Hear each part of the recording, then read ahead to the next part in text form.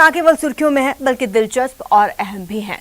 तो शुरू करते हैं 20 मिनट में 20 खबरों का सिलसिला। सबसे पहले देखेंगे राजस्थान की कौन कौन सी खबर इस वक्त अहम है। राइफल लोड की और चला दी गोली। वायरल वीडियो भरतपुर के सेवर थाना इलाके का है। फायरिंग की यह घटना 2 जुलाई की बताई जा रही है। घर बनाने का सामान देने से मना करने पर एक पूर्व फौजी को इतना गुस्सा आया कि उसने अपनी राइफल से मजदूरों पर फायरिंग कर दी। गनीमत रही कि किसी को गोली नहीं लगी। बहरहाल किसी ने अपने मोबाइल से फायरिंग का वीडियो बनाकर उसे सोशल मीडिया पर वायरल कर दिया। फिलहाल सेवर थाने में दोनों पक्षों की तरफ से मामला दर्ज करवा दिया गया है। पीड़ित पक्ष के रेवती प्रसाद ने बताया कि वो सेवर थाना इलाके के गांव सुक्का का नगला का रहने वाला है और उनका दूसरा मकान गांव से बाहर शहर के कंजोली लाइन के पास बन रहा है। 2 जुलाई को निर्माणाधीन मकान के पास रहने वाला एक रिटायर्ड फौजी मोहन सिंह उनके घर आया, जहां मजदूर काम कर रहे थे। मोहन सिंह ने मजदूरों से छेनी और फावड़ा मांगा, लेकिन मजदूरों ने देने से मना कर दिया, जिस पर मोहन सिंह सभी मजदूरों को गालियां देने लगा। जिसके बाद मोहन सिंह और मजदूरों में हाथापाई हो गई। बताया जा रहा है कि झगड़े के कुछ देर बाद मोहन सिंह करीब 15 लोगों के साथ रेवती के घर पहुंचा और गालियां देते हुए पत्थर फेंकने लगा, जिस पर मजदूरों ने भी छत पर चढ़कर पत्थर फेंकने शुरू कर दिए। कुछ देर बाद मोहन सिंह अपने घर से राइफल लेकर आया और मजदूरों पर फायरिंग शुरू कर दी। इस बाबत रेवती ने सेवर थाने में मामला दर्ज करा दिया है।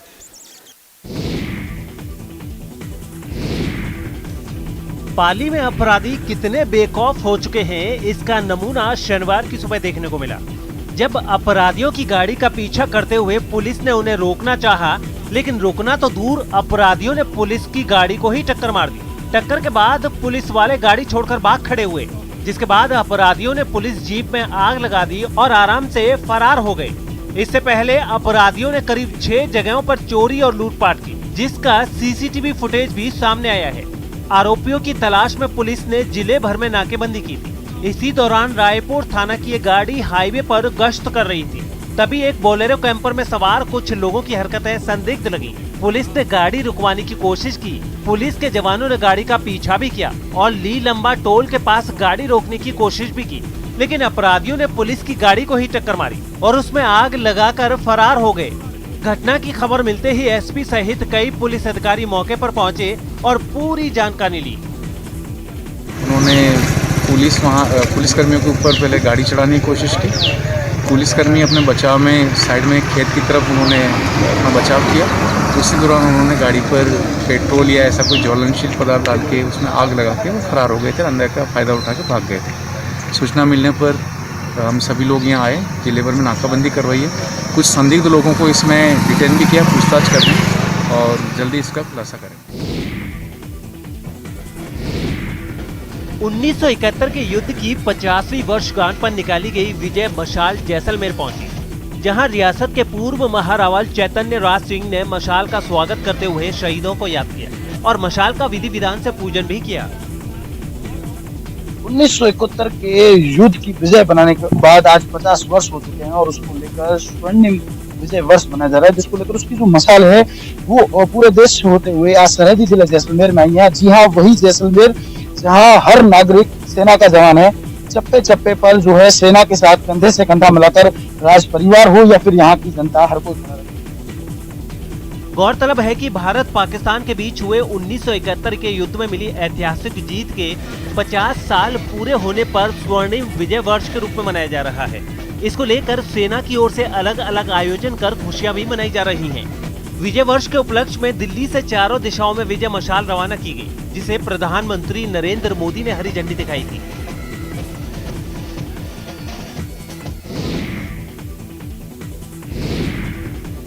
कोटा के एमबीएस अस्पताल के न्यूरो सर्जरी विभाग में 8 महीने के बच्चे की जटिल सर्जरी की गई है।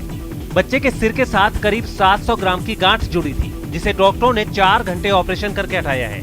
न्यूरो सर्जरी विभाग के एचओडी डॉक्टर एसएन गौतम के मुताबिक लाखेरी निवासी 8 महीने के बच्चे को शिशु रोग के विशेषज्ञों ने उनके ओपीडी में रेफर किया था। उसके सिर के पीछे सिर के आकार की ही गांठ थी। इस बीमारी को ऑक्सीपिटल एनकेफेलोसिस कहते हैं। मिली जानकारी के मुताबिक बच्चा बहुत छोटा था, लेकिन उसका सिर काफी बड़ा था, पर सांस की नली का रास्ता छोटे बच्चे जैसा ही था। साथ ही सिर की गांठ काफी बड़ी थी, जिससे बच्चे में सांस की नली डालना सबसे मुश्किल काम था। लेकिन 2 विशेषज्ञों की मदद से मरीज में सांस की नली डाली गई और ऑपरेशन कर बच्चे की जान बचा ली गई। बच्चा अब पूरी तरह से स्वस्थ है और वह नॉर्मल लाइफ जी सकेगा। बच्चा, ये जो अंकित नाम का बच्चा है, जो कि आप देख भी पा रहे हैं, इसका ऑपरेशन गत शनिवार को किया था हमने 3 तारीख को।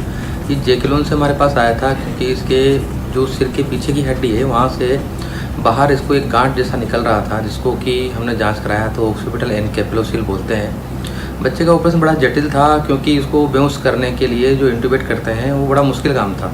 तो निश्चितना विभाग के हमारे जो सहयोगी हैं उन लोगों ने इनको ऑफ द टेबल टेक्निक से इसका ऑपरेशन किया, इंट्यूबेट किया। हम लोगों ने इसको ऑपरेट किया। ऑपरेशन करने के बाद बच्चा अच्छा है। ऑपरेशन भी 2 स्टेज में करना पड़ा हमें। सबसे पहले दिमाग का जो इंट्राक्रैनियल प्रेशर ज़्यादा था उसको कम करने के लिए हमने इसको वीपी शंट किया।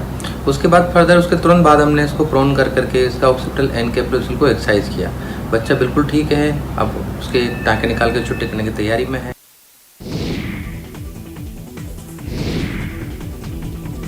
पोखरण शहर के सौंदर्यीकरण के साथ साथ परमाणु नगरी की वीर गाथा को अमर रखने के लिए शक्ति स्थल के पास 100 फीट का तिरंगा लहरा रहा है। 100 फीट ऊंचा तिरंगा लहराने के लिए निर्माण कार्य पूर्ण होने के बाद सुबह तिरंगा यहां पहुंच गया।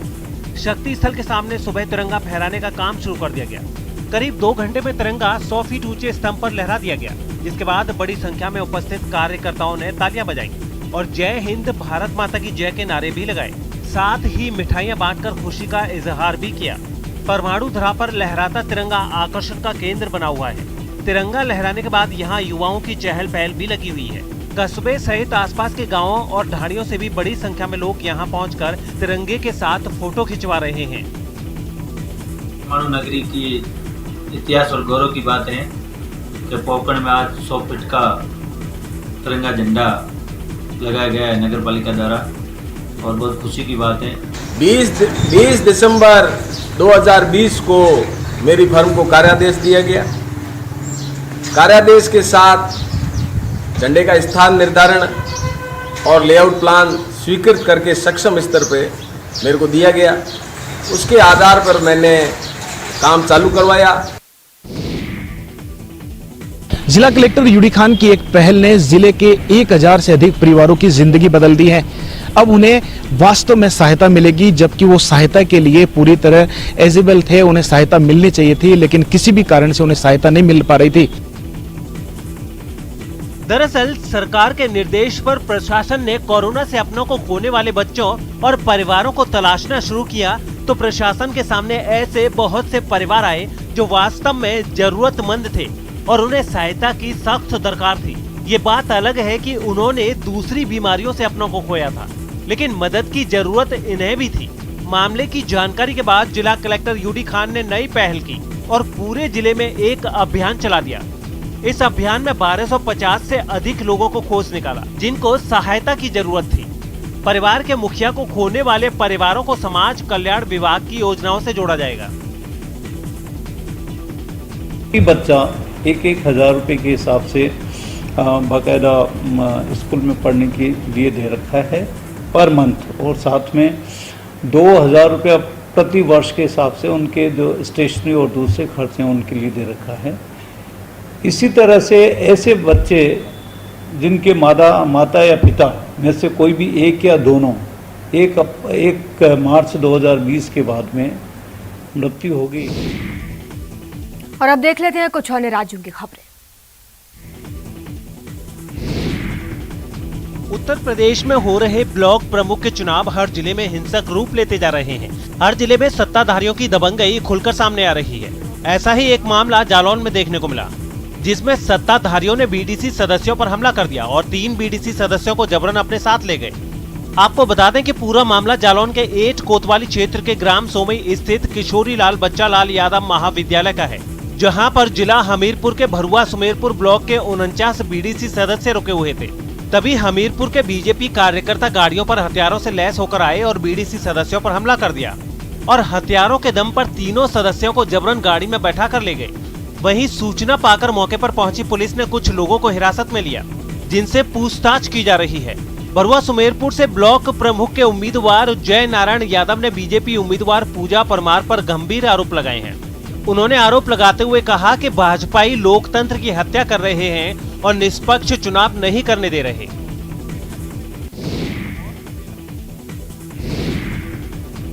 धू-धू कर जलती कार की ये तस्वीरें उत्तर प्रदेश से आई हैं।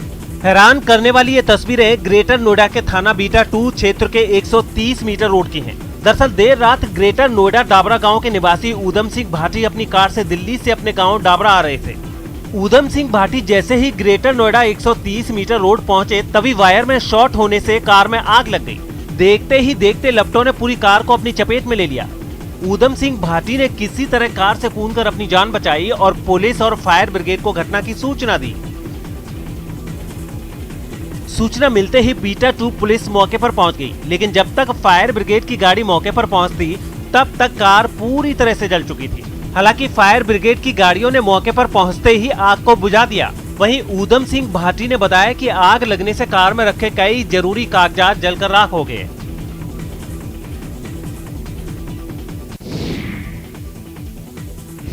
अरवल जिला मुख्यालय में 2014 में बनाई गई पनबिजली परियोजना पूरी तरह से बंद है। इस परियोजना से जिले के 500 मेगावाट बिजली का उत्पादन हुआ करता था, लेकिन हाल के दिनों में मामूली खराबी के कारण उत्पादन ठप पड़ा हुआ है। गौरतलब है कि शहर में पर्याप्त बिजली आपूर्ति के लिए जिले में 4 पनबिजली परियोजना का निर्माण कराया गया था, लेकिन देख रेख के अभाव में जिला मुख्यालय में बनी पनबिजली परियोजना पूरी तरह से ठप हो गई है, जिससे शहर के लोगों को बिजली की भारी परेशानी का सामना करना पड़ रहा है। नाबार्ड के द्वारा वर्ष 2014 में अरवल जिले में 4 पनबिजली परियोजना की स्वीकृति मिली थी। लोगों को सरकार के द्वारा आधारभूत संरचना मजबूत करने के उद्देश्य से इस बिजली परियोजना का निर्माण कराया गया, लेकिन लोगों को निराशा तब हाथ लगी जब इस परियोजना पूरी तरह से बंद पड़ा हुआ है। इस परियोजना से 500 मेगावाट बिजली जिला मुख्यालय के पावर ग्रिड का दिया जाता है, लेकिन कई महीनों से मामूली तकनीकी खराबी के कारण यह बंद पड़ा हुआ है। बिहार के वैशाली के लालगंज में भारी जल जमाव से लोगों का जीना मुहाल हो गया है। जी हां, घर में घुसा पानी गरीब तबके के लोगों के लिए मुसीबत का सबब बन गया है। आलम यह है कि लोगों को पूरे परिवार और मवेशियों के साथ खुले आसमान के नीचे फुटपाथ पर रात गुजारनी पड़ रही है, जबकि कुछ लोग पास के एक निजी कॉलेज के बरामदे पर किसी तरह गुजर बसर करने को मजबूर हैं। प्रशासन की उपेक्षा के शिकार तमाम लोग नगर परिषद के वार्ड नंबर 1 के सलाहपुर इलाके के रहने वाले बताए जा रहे हैं। 2 दर्जन से अधिक लोगों के सामने खाने पीने की भी समस्या खड़ी हो गई है। इन बेबस लोगों का ये भी कहना है कि अभी तक इनकी सुध नहीं ली गई। हाँ, रस्म अदायगी के लिए जरूर कुछ अधिकारी और जनप्रतिनिधि जायजा लेने आए, लेकिन किया कुछ नहीं। बेबसों ने अब सरकार से राहत की गुहार लगाई है। ठेहुना भर पानी लगा हुआ है, घर में तो रोड पर रहा है, खाना पीना के दिकदारी है। बच्चा सब रो रहा है, डर नहीं लग रहा है यहाँ पर सांप गुजर का? सांप गुजर के बहुत डर लगता है। दिक्कत है पानी में होती, सांप अब रोज हाकी ले थोपड़ी पार के हाक दी ले, अब पानी में सुते ले हेले के काल परसों से आके यहाँ सुते तब मरद हुआ सुतले, हम बाले बच्चे यहाँ सुते लड़का सबके लेके जंगल 14% लोग चल गए, भीतर गेबे न किया पार्टी कोई देखू न गेलक भीतर ना। बाप रे, गाड़िए फंस जाई, जूता फंस जाई, कपड़ा फंस जाई। बिहार के समस्तीपुर में दूल्हा दुल्हन को पानी के बीचों बीच देखकर लोग दंग रह गए। नई नवेली दुल्हन के साथ दूल्हा भी अपने चारों तरफ पानी देखकर हैरान था। दरअसल बिहार के कई गांवों में इन दिनों बाढ़ आई हुई है। गांव में बाढ़ का पानी भरने से लोगों को नाव के सहारे ही जाना पड़ रहा है। बारात भी नाव पर ही जा रही है। दूल्हा हो या फिर दुल्हन, सभी को नाव पर बैठाकर भेजा जा रहा है। कल्याणपुर प्रखंड के गोबर सिठा गांव में नाव से बारात आई और शादी के बाद नाव से ही दुल्हन ससुराल के लिए विदा हुई। वारिस नगर के पुरनाही गांव से दूल्हा चंदन कुमार की रामस्कल राम की पुत्री काजल से शादी होनी थी। शादी करने के लिए चंदन बैंड बाजे के साथ बारात लेकर आया था, लेकिन गोबर सिठा में दुल्हन के घर तक जाने के लिए कोई रास्ता नहीं था, जिससे दूल्हे और बारातियों को नाव से ही जाना पड़ा। गांव के लोगों ने दूल्हा और बारातियों के लिए नाव की व्यवस्था भी की। दरवाजा लगने के बाद बाढ़ के पानी के बीच ही शादी की रस्म पूरी की गई। फिर अगले दिन सुबह दुल्हन को दूल्हे के साथ नाव से ही ससुराल के लिए विदा किया गया। बता दें कि बागमती की बाढ़ ने गोबर सिठा गाँव को चारों ओर से पानी से घेर रखा है।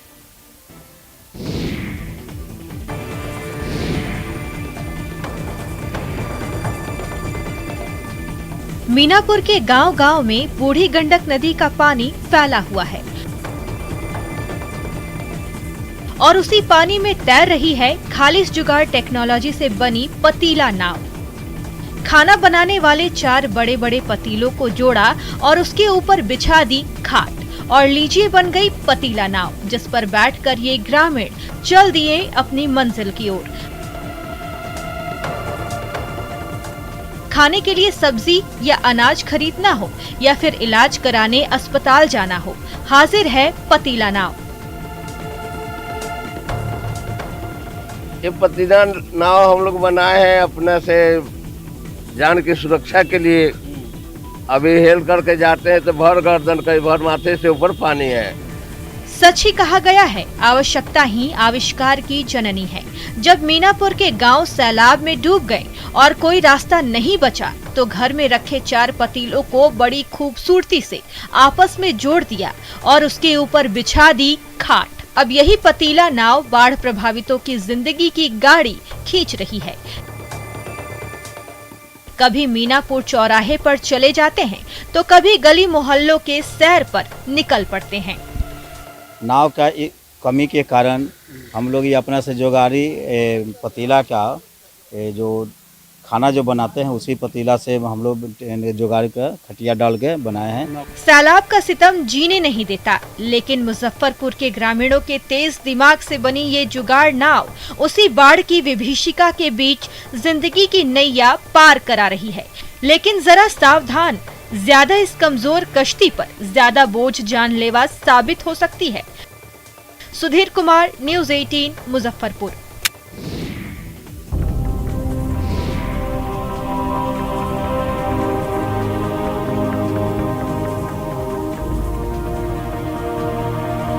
महाराष्ट्र के नागपुर में हुई भारी बारिश लोगों के लिए मुसीबत की वजह बन गई। मानसून के फिर से एक्टिव होने के साथ ही वहां लगातार कई घंटे जोरदार बारिश हुई, जिसकी वजह से शहर के निचले इलाके तालाब में तब्दील हो गए। सड़कों पर इतना पानी भर गया कि गाड़ियों का चलना मुश्किल हो गया। एक तस्वीर सामने आई जिसमें एक रेहड़ी वाले के ठेले का सिर्फ ऊपरी हिस्सा ही नजर आ रहा है, जिसके पहिए पानी में पूरी तरह डूबे नजर आए। सड़कों की हालत भी ऐसी हो गई कि पहली नजर में कोई भी इन्हें नदी समझने की भूल कर बैठे। घुटनों तक पानी भरने से लोगों के लिए बाहर निकलना भी मुश्किल हो गया। बाइक और स्कूटर वाले तो रास्ते में ही फंस गए। सामने आई तस्वीर में एक स्कूटर वाला पानी में अपना स्कूटर घसीटता नजर आया। बारिश का पानी लोगों के घरों में भी घुस गया। कईयों के यहाँ तो रहने और सोने की भी जगह नहीं बची।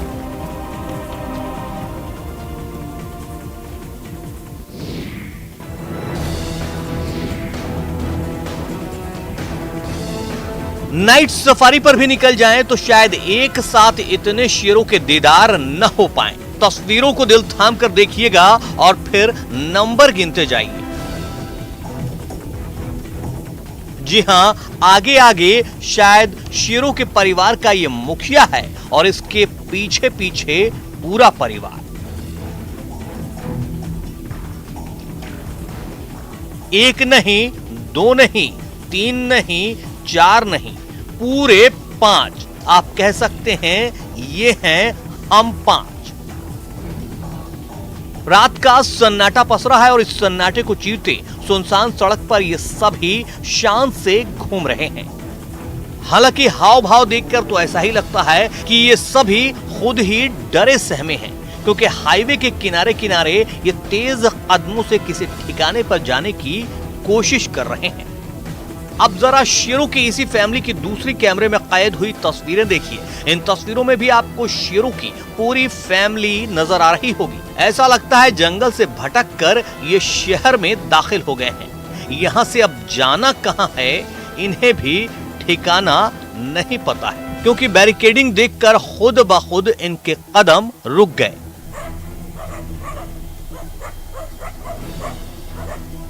शहर में अनजान मेहमानों को देखकर रात के पहरेदार यानी कुत्ते भी शेरों पर भौंकने लगे। हालांकि इनकी आवाज सुनकर शेर भी ठिठके, लेकिन शेर तो शेर है, भला कुत्तों की आवाज से उसे क्या फर्क पड़ता।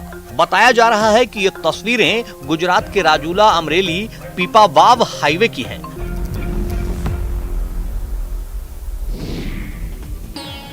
कहते हैं प्रतिभा उम्र की मोहताज नहीं होती। 3.5 साल की प्यारी सी गुड़िया प्रिया प्रियदर्शनी को देखकर हर कोई हैरान रह जाता है। ये छोटी सी बच्ची योग में ग्रैंड मास्टर है।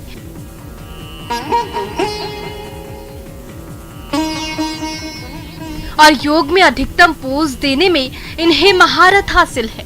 ओडिशा के नयागढ़ के स्प्रिंग गर्ल के नाम से मशहूर प्रिया के पिता प्रकाश प्रियदर्शनी योग के जानकार हैं। उन्होंने अपनी प्रतिभा को अपनी बेटी प्रिया को देने में कोई कोर कसर नहीं छोड़ी। यही वजह है कि छोटी सी उम्र में ही प्रिया योग में मास्टर बन गई। प्रिया के माता पिता के मुताबिक उनका सपना प्रिया से विश्व रिकॉर्ड बनवाने का है, लेकिन तंग हाली की वजह से ये अभी तक मुमकिन नहीं हो पाया है। अब प्रिया के प्रशिक्षण के लिए माता पिता ने प्रशासन से मदद की अपील की है। प्रिया प्रियदर्शनी अपने योग पोज के लिए इंडिया बुक ऑफ वर्ल्ड और एशिया बुक ऑफ वर्ल्ड में अपना नाम दर्ज करा चुकी हैं। उम्मीद है कि बेहतर प्रशिक्षण पाकर जल्द ही विश्व रिकॉर्ड के जरिए देश का नाम रोशन करेंगी।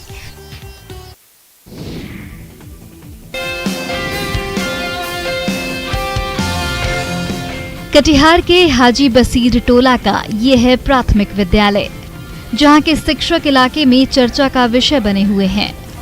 दरअसल कोरोना काल में स्कूली बच्चों को हो रही परेशानी को देखते हुए शिक्षक नीरज आनंद ने कुछ ऐसे ही करने की सोची, ताकि बच्चे निजी स्कूलों की तर्ज पर ऑनलाइन क्लास कर सके। इसके लिए नीरज आनंद ने बाकायदा एक मोबाइल ऐप बनाया और फिर छात्रों के परिजनों से घर घर जाकर संपर्क किया। सोशल डिस्टेंसिंग के जरिए अभिभावकों के सामने अपने विचार रखे और इसका असर ये हुआ कि सरकारी स्कूल में पढ़ने वाले छात्र भी अब ऑनलाइन कक्षा में शामिल हो रहे हैं। हालांकि मोबाइल ऐप बनाने में आनंद का साथ स्कूल के सभी शिक्षकों ने दिया। वाकई समाज के बदलाव के लिए ऐसी ही सकारात्मक सोच की जरूरत है। 20 मिनट 20 खबर में अब देख लेते हैं कुछ अंतर्राष्ट्रीय जगत की कुछ खबरें। अमेरिका के लॉस एंजलिस से चौंकाने वाली तस्वीरें सामने आई। वहां एक आदमी ने एक चर्च की छत पर चढ़कर आग लगा दी। उसे बाद में काफी देर तक पीछा करने के बाद गिरफ्तार कर लिया गया। हालांकि इस बात का पता नहीं चल पाया कि उसने किस वजह से वहां आग लगाई, लेकिन आग लगाने के बाद उसने पुलिस से बचने के लिए वहां से भागने की कोशिश की। वो चर्च की छत से एक दूसरी इमारत की छत पर कूद गया। इस दौरान उसे चोट भी लगी, लेकिन गिरफ्तारी के डर से वो फिर उठा और इसी तरह वो कई इमारतों की छतों पर कूदते हुए भागता रहा। जहां दो इमारतों के बीच दूरी ज्यादा थी, वहां उसने बिजली की तारों का सहारा लिया। हालांकि उस पर हर समय हेलीकॉप्टर से नजर रखी गई, इसलिए वो पुलिस से बचकर नहीं भाग सका। बाद में वो जिस मकान में जाकर छिपा था, वहां से उसे गिरफ्तार कर लिया गया। इसके बाद उसे पुलिस ने अपनी गाड़ी में ले जाकर। चेक रिपब्लिक से डरा देने वाली तस्वीरें सामने आई। वहां गुरुवार को आए तेज तूफान के बाद हालात बद से बदतर होते चले गए। इतनी तेज बारिश हुई कि उसका पानी शहरों के अंदर दाखिल हो गया। सड़कें नहरों में तब्दील हो गई। जहां तक निगाह जा सकती थी, बस पानी ही पानी नजर आने लगा। बारिश के मटमैले पानी ने लोगों के घरों तक दस्तक दे दी। लोग पानी के तेज बहाव में अपनी कारों को निकालने से भी डरते नजर आए। हालांकि प्रशासन इन इलाकों में पूरी मुस्तैदी के साथ डटा दिखाई दिया। रूस की राजधानी मॉस्को में पड़ रही भीषण गर्मी ने वहां के लोगों को बेहाल कर दिया। ठंडे इलाकों में गिने जाने वाले मॉस्को में गर्मी रोज नए रिकॉर्ड बना रही है, जिससे ठंड के मौसम में रहने के आदी लोगों की हालत खराब हो गई। भीषण गर्मी से राहत पाने के लिए कई लोगों ने पार्कों का रुख कर लिया। एक इलाके से सामने आई तस्वीर में कुछ लोग फव्वारों से खुद को ठंडा रखने की कोशिश करते दिखाई दिए। गर्म हवाओं से तबीयत ना बिगड़े, इसके लिए लोग अपने चेहरों को समय समय पर पानी से धोते भी नजर आए। मॉस्को में इन दिनों पारा 30 डिग्री के पार पहुंच चुका है, जो सामान्य से करीब 10 डिग्री ज्यादा है। अमेरिका के न्यूयॉर्क से हैरान कर देने वाली तस्वीरें सामने आई। वहां जमीन के अंदर बने एक रेलवे स्टेशन में बारिश का पानी भर गया। वहां एक तूफान की वजह से कई इलाकों में लगातार भारी बारिश हुई, जिसकी वजह से शहर का बड़ा हिस्सा तालाब में तब्दील हो गया। सबसे हैरान करने वाली तस्वीरें तो एक रेलवे स्टेशन से सामने आई। जमीन के अंदर बने स्टेशन में बारिश का पानी घुस गया। वहां की सीढ़ियों से पानी झरने की तरह बहता दिखाई दिया। फर्श में भी काफी पानी जमा हो गया। स्टेशन के बाहर की सड़क पर तो जैसे नदी में बदल गई। फिलहाल इतना ही। आप देखते रहिए न्यूज़ 18 राजस्थान।